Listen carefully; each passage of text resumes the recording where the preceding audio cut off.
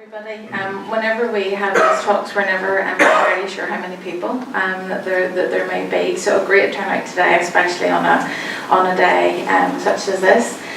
David, thank you for the kind introduction, and it actually stretches back even further than my postgrad. Yeah, and extensive use of catalogue. I might read that as in I kind of bugged him a lot, but we'll take the positive side. Lorraine, I was, yeah. David. I got a lot of closed records. I got a lot of records opened, and indeed, David has mentioned.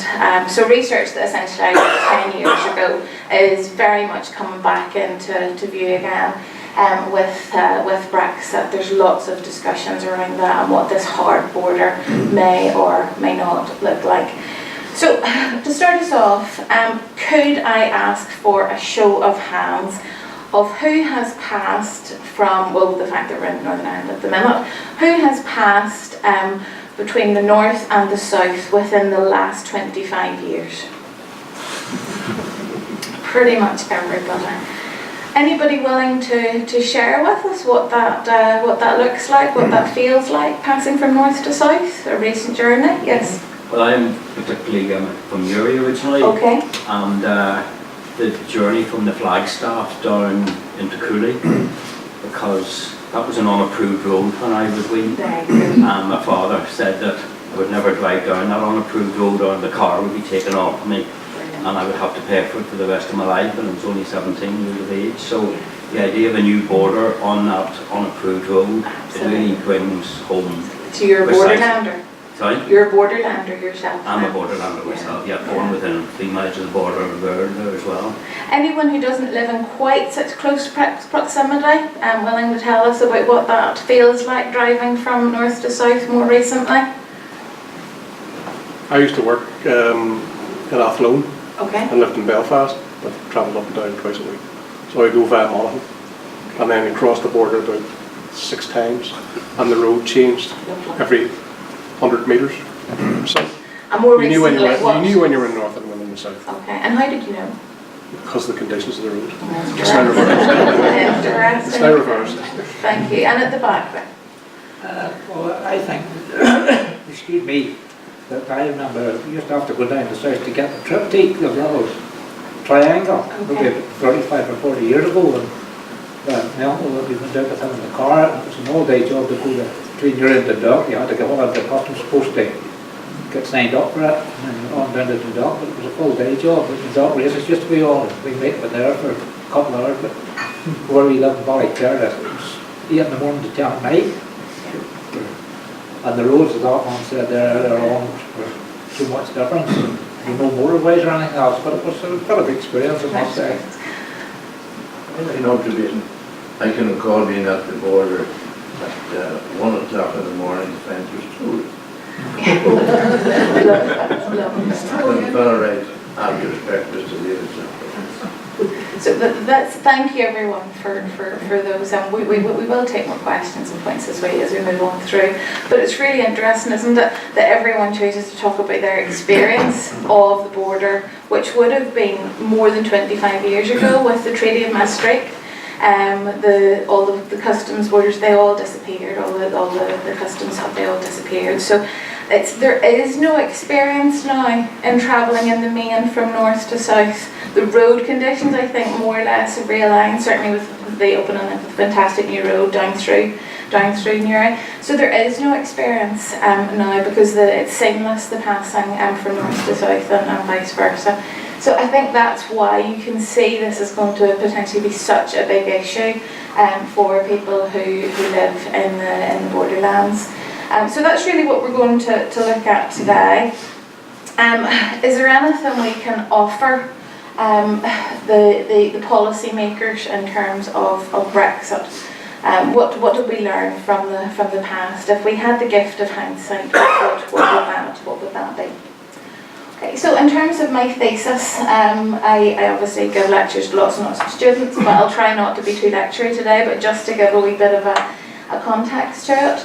It was part of a much wider research project, fantastic website there with lots and lots of resources, on it. And really what we sought to do was to take the dialogue from a debate which is completely dominated by politics. You know, many people place their identity, construct their identity around what their feelings around there's a border, whether there should be one or whether there shouldn't be one across the island of Ireland.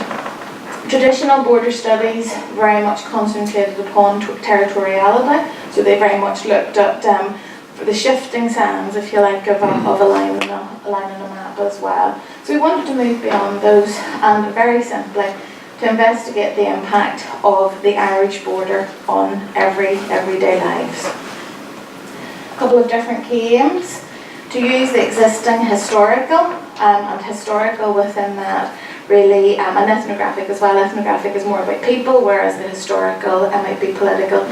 So history is one of those things. I would imagine that because most of us are here today, we all maybe have a love for history, so we know it's about much more than dates. But I've lost track of the number of people who, whenever I say I'm in a story, and they say, oh, you must know about dates, or you must be interested in family history. So there's kind of huge assumptions about different areas, but for those of us who spend times in the archives here, it could be political history, it could be social history, and then with any one of those it could be very topical. So I was very lucky in many ways to look at the subject from the point of historical geography, which looked both across time and across place as well, the whole length of the border. Between 1921 and 1950 was kind of the period that I looked at. It was because obviously the impacts didn't stop at 1950. It was part of a wider project, and whenever we got into it, that sort of 30-year span was really more than enough for me to cover in 3 years, or across the length of the border as well. But you know, it was a fantastic experience. It really was, just having that time to really understand the impact on everyday life. So that both along its length and over time. So I looked at the whole border and over that time as well. So that's really what we're going to go through today. Any academic piece of work always has a bit of theory behind it. So the theory is very much grounded in the one nation theory. We very seldomly see maps of the local. It's very much on the national basis and the national question. I was really interested recently, big reminder, the Hurricane Ophelia, and they were given out red warnings in the south and amber warnings in the north, and some of the maps for the southern service providers, it stopped at the border. So it's like, well, what happens? Does Ophelia know to stop at the border? You know. Did it stop at the border? Pardon? It did stop at the border? Did it? Yeah, so I mean, obviously there's much more complexity behind the areas around there, but it was a big reminder of you know, what it means for people in the borderlands as well. So archival research, I'm an archive nerd, I have to say that, you know, I've put my hand up loud and proud to say that. You're amongst friends, Lorraine. Absolutely, like can I feel is that comfortable sharing that with you? I just think they're the most amazing places, museums, especially in today, of, you know, when you Google it and you get this instant answer. You know, you can just immerse yourself whenever you come to places like this. They really are so fantastic. They really are. So I was very privileged to be able to spend the amount of time that I did going through government archives here. But as David said, we are very lucky to have private records here as well within PRONI. So quite unique. I don't know how many of you remember David spoke of the old Balmoral Avenue. At the time I did my PhD over there, and then was travelling to Dublin and to London and going, well, look at these amazing facilities that they have over there. And we were kind of North Portakabin, you know, out in the cafe. But to be honest with you, I actually like it better the old way. I did, David, honestly. I'm sorry. I know it's easier now for you guys, but I really did. There was a much more sense of sitting down together and kind of felt you knew the researchers a lot more. But we are so privileged to have such an incredible resource, and indeed within Northern Ireland and the Northland in general, fantastic libraries fantastic facilities in the Borderlands as well.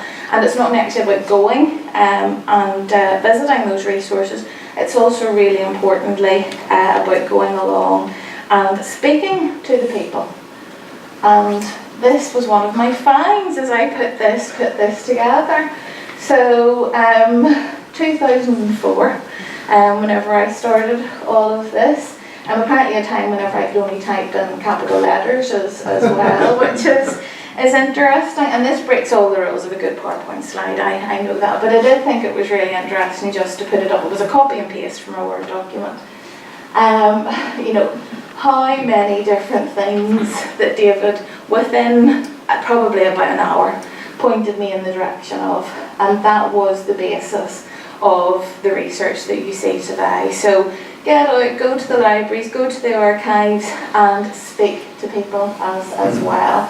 So you'll see there the Finn series, the Com series, I use the Cab series a lot as well. Those of you who use the archives, you'll be more aware of what those are, but they're different series essentially held within the archives. I started to use lots of these, and really PRONI was my starting point to understanding where the gaps were, as much as understanding what was here, also understanding what the gaps were, and that's what led me to London, to the National Archives, to the BT Archives, the Post Office Archives. They used to be one, but they had split, down to the National Archives in Dublin, down to fantastic collections like the folklore collection out at UCD. So your starting point is always good to sort of, again, on the local basis and go on from there. So the Irish border, as I mentioned, it's an emotive symbol. But whenever we started to dig into what it actually meant to everyday life, a territorial frontier, a trade barrier, a smuggling route, of course, was a response to the trade barrier, dividing services and challenging cultural connections. So we're going to look at some examples of all of those. So, 2 jurisdictions, that's the map that you will normally see there within that. Very simply, the line on the map. So the line on the map today, you know, in terms of discussing how partition happened, it's well beyond the scope of today, if indeed you can ever really understand it. In many ways, there's so many different dates around it. But the first mention that the drawing of a line on a map might be a solution to the North-South ideological question came in 1912 from a Cornish MP, Thomas, the rather grandly named Thomas Argar Robartes. And I think he was maybe getting a bit fed up with all the nonsense that was going on over here. So what about drawing a line on a map? And I really do think that from that time, 1912, and of course if you look at the civil unrest that was happening around there, there was almost a psychological border came into people's minds in the borderlands as well. The questions of identity came more to the fore. You started to see more challenges around land ownership, things like that. And then of course as we moved in, there were symbols of difference. So it is incredible. You can literally be standing, very often the border runs down through the middle of a river. So if you stand and you look that way, you might see the green post box, and you might see a red one if you look that way. There's a few points around that. We've already mentioned about the difference in road surfaces. We've obviously different road signs as well. So there is a real state of flux, if you like, in terms of the borderlands identity and what that may look like.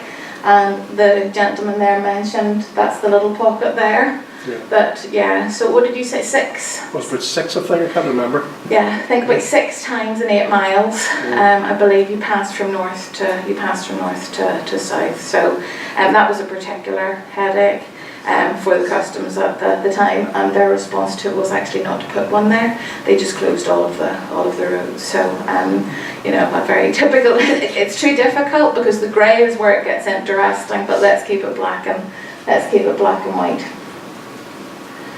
In terms of the timeline of the borders, that's really the only way I will seek to go into the history of the border. You've obviously the Government of Ireland Act, with the bill passed in December 1920, that then allowed for the partition Parliament as it was called, was opened in City Hall in Belfast on the 22nd of June 1921, a fantastic affair. King George V there up in it, and a few fantastic photographs around that as well. But very simply, in terms of the area of Northern Ireland that was defined, the line on the map was simply superimposed on the county boundaries that we still have now.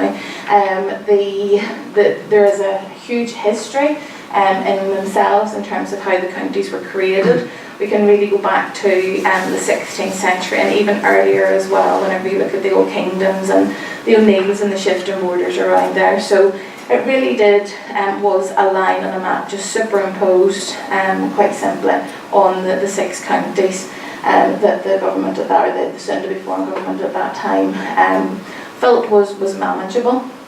If you look, there was a boundary commission. If you look down sort of towards 1924, if you look down here, there was a boundary commission allowed for within the Anglo-Irish Treaty. So people in the borderlands felt reassured that they did have an opportunity once that got up and running. That got up and running in 1924. They did what needs to be done. They travelled right out through the borderlands, heard lots of stories, very practical stories in terms of how it wasn't working, but lots of stories around national identity as well. So I suppose the Lagan in East Donegal is one of the main areas. Felt very much, that they had a unionist, a loyalist identity, so would align much more with Northern Ireland. And similarly, in South Armagh, there was certainly a lot of pockets there that felt their identity, I feel like, would have fitted much better with the South as it was then. Interestingly, there was also an application from the Glens of Antrim as well to join the South, so we were never quite sure how that was going to happen. But certainly the likes of the transfers. Unfortunately, after a lot of hard work, the report was leaked in 1925, and by that stage there was little appetite between the governments. Things were starting to settle down a little compared to the unrest of the previous decade. And that never happened. So that was very much a psychological shift as well in the borderlands in terms of saying, okay, things are pretty much the way they're going to stay here. As you can see, the treaty was revoked. We heard there mention earlier about the triptych, and that was introduced in 25. That was introduced after the introduction of the customs boundary in 1920 and 23. So you can see that something happened in almost every decade. I always felt there was a real vulnerability in the borderlands in terms of something, what's going to happen. It's like sort of like moving sand. You never felt you could kind of get your foot onto a permanent footing. I feel like it was always, what's next going to happen? I think we all feel frustrations at different times with government policies in general. Why are the government doing this? We won't even go into what the government's doing here at the minute, or what they're not doing. But if you imagine living between two governments, that really was a different ball game within that too. Okay, so that line on a map, starting to bring in some of the features now that start to locate at the Dartry Mountains, the drumlins belts there of South Ulster. You can see right along to the Mourne Mountains.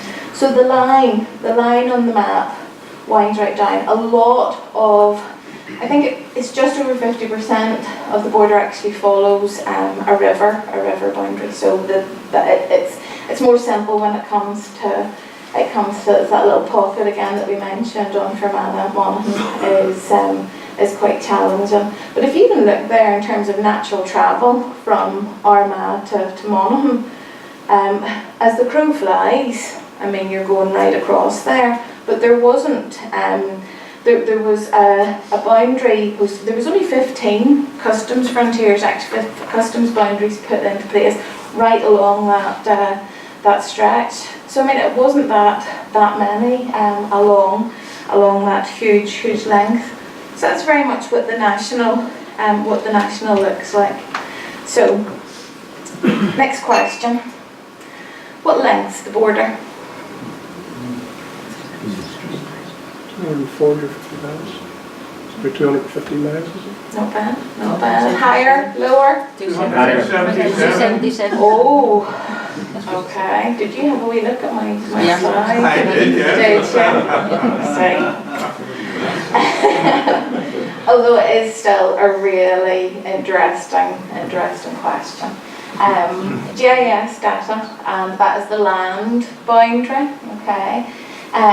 What length is the border? And there was a fantastic piece of research done in 1986 by a Guardian journalist, Colin Smith, and it was obviously related to the more contemporary troubles, but it was very much relevant, if you allow me to read out the piece from the Guardian in its attempt to understand what length it was. According to the Northern Ireland office at Stormont Castle, the border between themselves and the Irish Republic is 303 miles long. According to the document issued in Dublin by the press office of the Irish Defence Forces, it is 280 miles. Both sides are adamant they are correct. Could it be Irish miles? Asked a helpful man at Stormont when he heard the Dublin figure. It was obvious that he did not, by any measure, consider himself to be part of the Irish dimension. Could it be that they're counting the coast up around Loch Foyle, suggested the Dublin man, who displayed soldierly calm in the face of these erudite revelations. We stop at Muff, on the west side of the loch.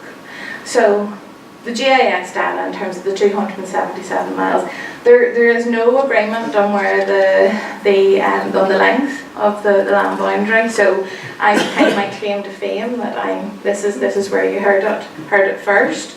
And indeed, even right into the 90s, there was an incident with a fishing boat down in Carlingford, and the Irish and British governments couldn't agree which particular part, so they ended up paying half of the payment due to the skipper of the boat. Okay, so it's a border. When it was created, it's good that there are no definitive answers coming from his own, because these are answers that the governments themselves don't really know. But if we move then to think about from the local into the local, a fantastic example is the Diocese of Clocker. As you can see there, the Diocese of Clocker, Monaghan, Fermanagh, Tyrone and Donegal. So that's their website. So it's obviously spanning quite a big part of the border there. Really interesting stuff done at UCD in Dublin. The Folklore Commission in 1938 sought to capture some aspects of the local, and what they literally did was send kids home with little school books to find stories about their locality. And the sort of things that came back, things that will never make the national news. Patrick Farrell of Lacca was able to mow 1 acre and 1 Irish rood in a day. Tom Gallagher could walk 50 Irish miles in 1 day, so maybe the Irish miles are different. Edward Monaghan of Anna could stand on his head on a pint tumbler on the rigging of a house. So these were the sorts of things that Anna asked, and indeed Patrick Kavanagh, who is a very well-known scribe from Monaghan, he asked very pertinently, which is more important, the local or the national? And that was more than 50 years ago. So which is more important? It's certainly something for us to think about. That's what the Diocese of Clocker looks like. The colours, as you can see there, So if you take somewhere like Rosslea, for example, you can see that the border cuts right through it. So you can imagine the impact that had very much running right through. There's classic examples like Balake and Pedigo as well, where the border literally runs right through. I was just mentioning Balake. I went down and I'm standing in the north and took a photograph over to the south. So Balake is very vulnerable at different times. Amazing records around the Battle of Balake and complete confusion around the customs posts. And very often as well in the early days, it was local people because the customs posts were erected very, very hastily. So it was local people. The digital film archive, there's brilliant footage, and it was placed right in the middle of one of the bridges spanning the river there. And let's just say they weren't taking it too seriously. So if they couldn't really, if it maybe wasn't opened at the right time, or maybe one of them kind of needed to cover a shift for the other one, that was the basis of it in those early days. There was. It was initially, I think, it was not taken seriously. I think they had no idea. Borderlanders had no idea what this thing, what it was going to be. So partition had kind of happened back in 21. They hadn't seen that much change up to that stage. So whenever in 1923, the 1st of April 1923, the customs frontier came in. So this is a classic example.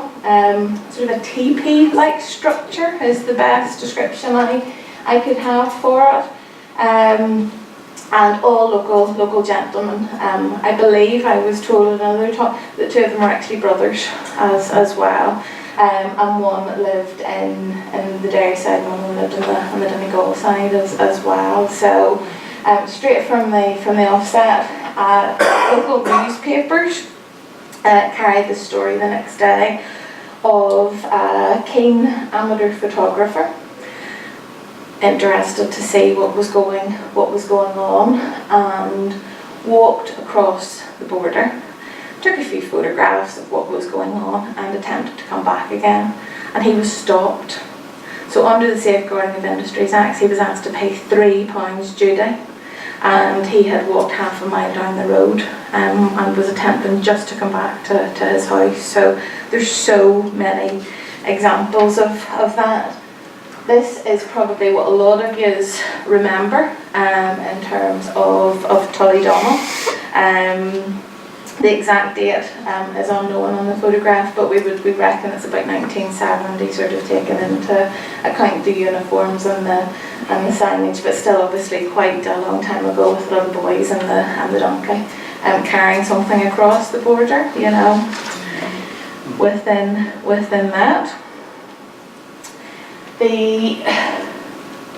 This is Colleen, and this is one of the first sort of official photographs from 1923. The Northern Ireland, the customs boundary post, very official looking gentlemen, of course, here as well, with their peaked caps on, uniforms, and stopping to make sure that the proper paperwork and everything is in there as well. So I don't think any of us quite remember back to 1923. Yes, of course, absolutely. That looks like an armed man on the right there. Were they armed? Yes, yeah. I think at that time there were police. I think 1922 the RUC was created, so it's a possibility, or maybe RIC still at that time. But yes, it does. And so certainly in the early days we see, I think what it meant for a lot of people was this sort of notional border which had happened in 1921. They now had somewhere to locate the border.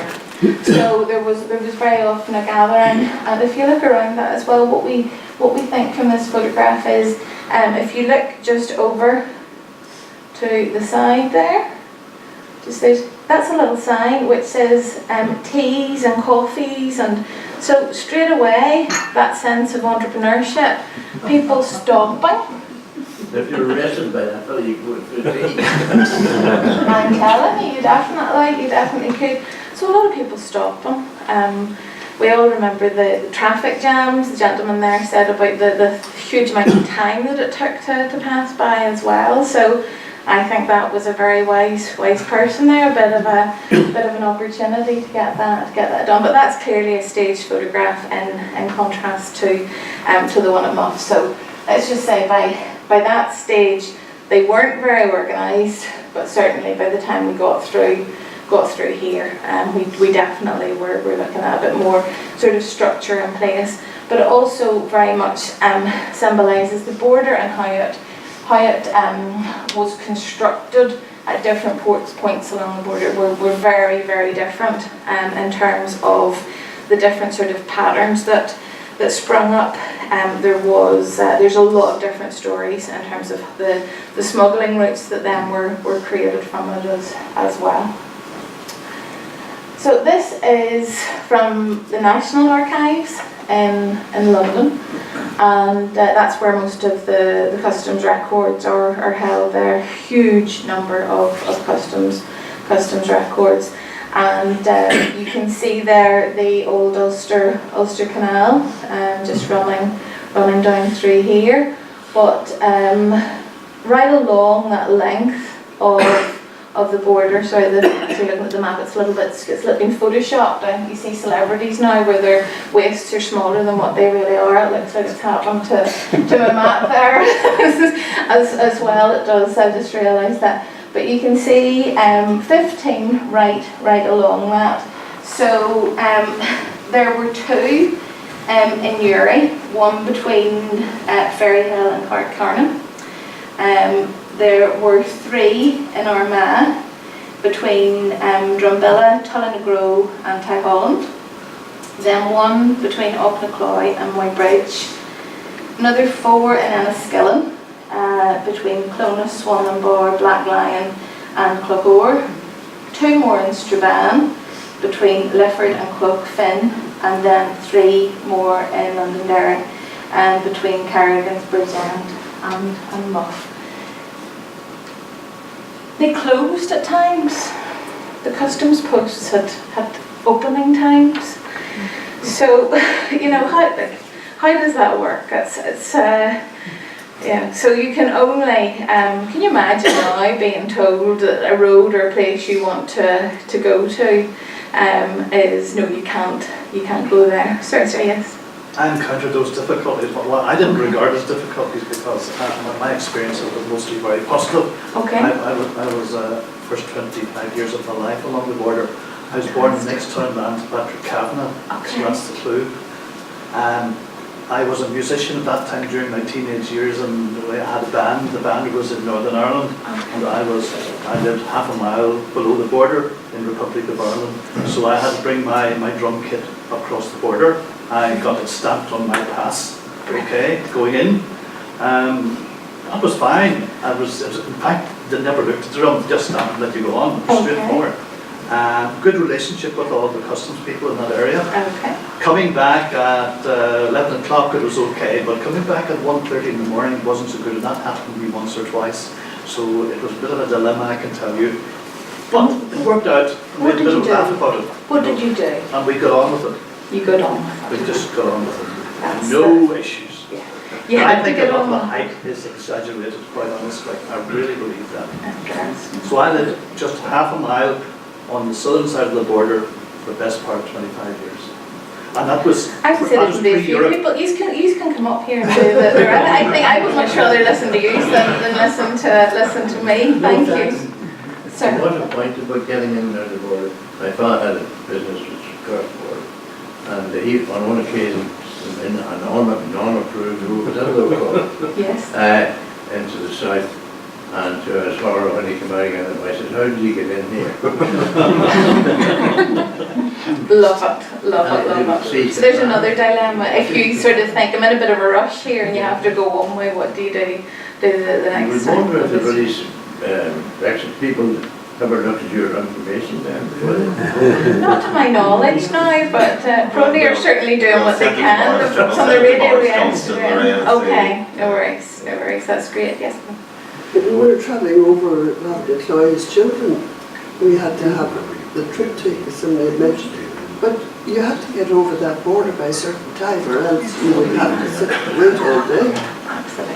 And when you went over, we were searched, the car was taken in smithereens, we bent seats in those days. They were taken out, and we was no cafe, we just stood by the road in all sorts of weather. Yes. While we searched the car. All sorts of weather. I've heard that lots of times in terms of some of the And more those were the three ruthless. specials. Yeah. They went to the ground into the carpenter. And just as kids as well. I mean, that has a big impact on you as well. That It wasn't very friendly atmosphere. no, absolutely. So I think yes, it's interesting to say to hear what the gentleman says there about a lot of the hype. I certainly do think with technology and everything nowadays. That's right, it was There's different very, age. yeah, it is a very different age as well. That is is certainly very key point. But I still don't know at the minute if they're listening to the people in the borderlands or indeed academics enough as well. You know, I think governments in general still have a lot to learn about the importance of consultation and engagement with the people. So we say if you want to know if the shoe fits, ask the person who's going to be wearing it is the best way to pick up. Okay, this is one of my, David mentioned earlier about the days before there was PRONI who would have written to the Prime Minister, and this is one such example from within PRONI. And so a lady had written, she lived in Cara House, but her and her friends in Glenvar here they essentially were cut off. So if they wanted to go from here to friends along this road, they had to go back and back up round again. Previously, they would have scooted across the road and up there. And remember, in those days, it wouldn't have, even if you had a car, it wouldn't have been the fastest. You know, it may well have been a horse and cart, or it may have well been your own foot as well. So, different ways around it. So this was after the customs barrier had been created and the roads, then the unapproved roads, started to be blocked. So it was an additional 4-mile trip to get round the blockage and visit friends as they had previously done. So the lady wrote to James Craig at that time.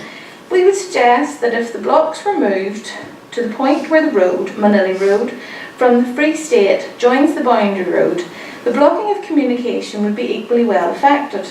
So obviously she was very much supportive in terms of partition, was very keen to comply and be supportive of the government. So it's simply a suggestion of how it could be implemented better. And we would be able to proceed by the shortest route. This alteration would not affect customs in any way. All vehicular traffic still having to go to Clontivern Cross before entering the Free State. So you can see there the suggested, this is the new point here. Nice little map, hand drawn very, very carefully. The existing blocks, 1, 2 and 3, and then her new suggestion there. That would seem to make sense to me, until it gets to the government.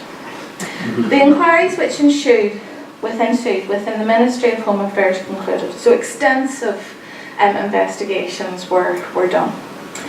I am directed to say that it is regretted that the petitioner's proposal cannot be adopted, since the proposed site for the alternative block is in the Free State territory.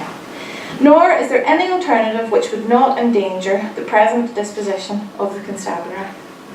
So, within that small area, all of which is within eyesight, you can imagine the frustration of living there. So it's that real collision of local and national within that. So some very responses which were very challenging. You can feel the impact at that time. So there's 2 different responses to the creation of the customs barrier. First of all, legal responses. There are so many examples of what I would sort of describe as entrepreneurship. We saw the little tea coffee shop earlier. This is Dundalk Races, and this is 1924. They'd probably felt a bit of a dip in 1923, so they thought we're going to have to be proactive here in what we would do.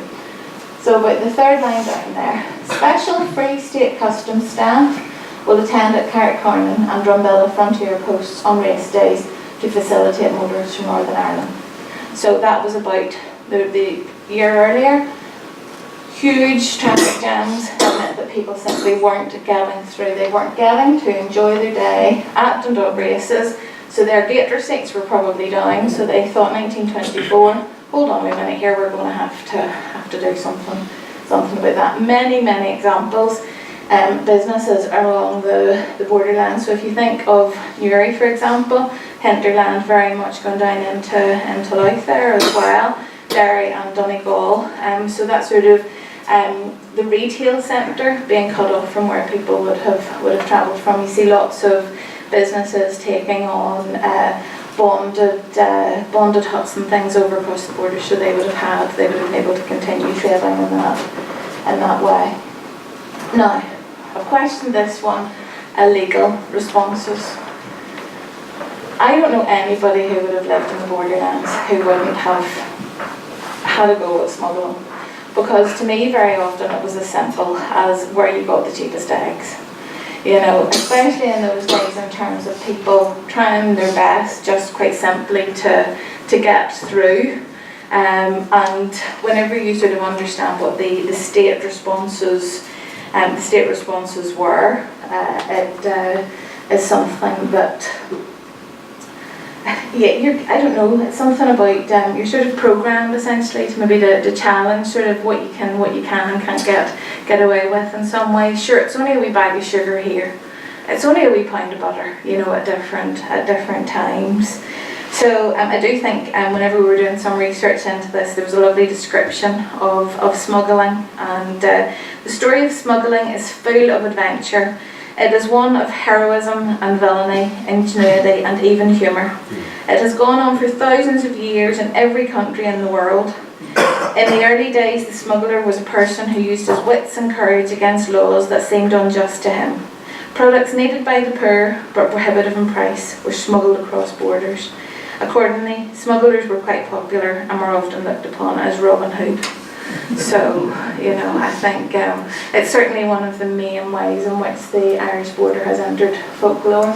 So if you look here, again, another example of a map with the black line going down and through. The significance of the cows there as well is that they would have attempted to travel to, I think it was in Enniskillen market, but the bound right in Borderee there, so that was how close the border was.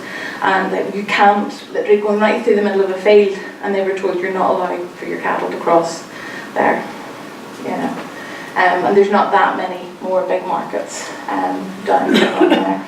This one, that's one of what's called a green road up in Ballick. And it was one of the unapproved roads. It was really interesting. Whenever I started off in the research, I went out and tried sort of to identify, took an old Ordnance Survey map and attempted to identify what the road sort of network was at that time. So that's sort of the state, but apparently that was a very popular smuggling route. And the little house down here, that's just outside Pedigo. You can just see it's obviously in quite a state of disrepair now, but out the back there was a door which was even bigger than that one, because if there was any sense of customs men, because it was illegal, essentially it was an illegal shop, and so very quickly they could scoot out the back of it. But the road actually became, and it's a road, it's out in the middle of nowhere, but it became known as Bubblegum Alley. In the 50s, apparently a time whenever bubblegum was coming in, and the young ones very often got sent, and there would have been a queue of people right up the road around that.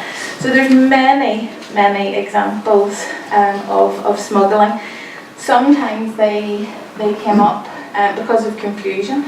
I believe it was a very genuine confusion around what was dutiable or not.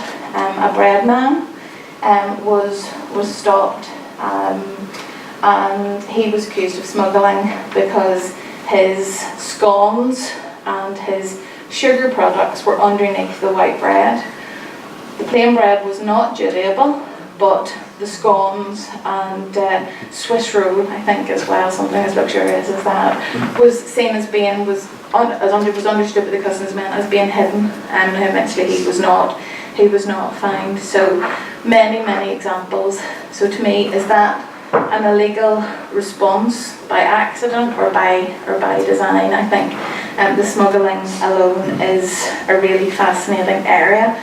I mentioned there about how it has entered into folklore.